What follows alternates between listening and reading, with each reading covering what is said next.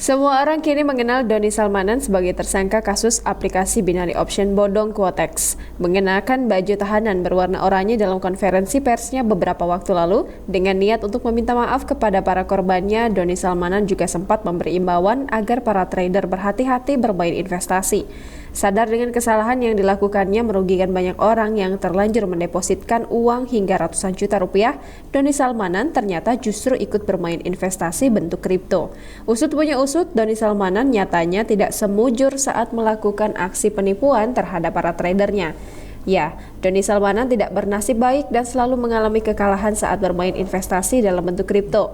Kasubdit 1 Direktorat Tindak Pidana Cyber Bareskrim Polri, Kombes Pol Reinhard Hutagaul, Doni Salmanan sempat menginvestasikan uangnya hingga miliaran rupiah. Lantaran tak bernasib mujur, kini saldo milik Doni Salmanan hanya menyisakan 500 juta rupiah. Jangan lupa subscribe, share, komen, dan like ya!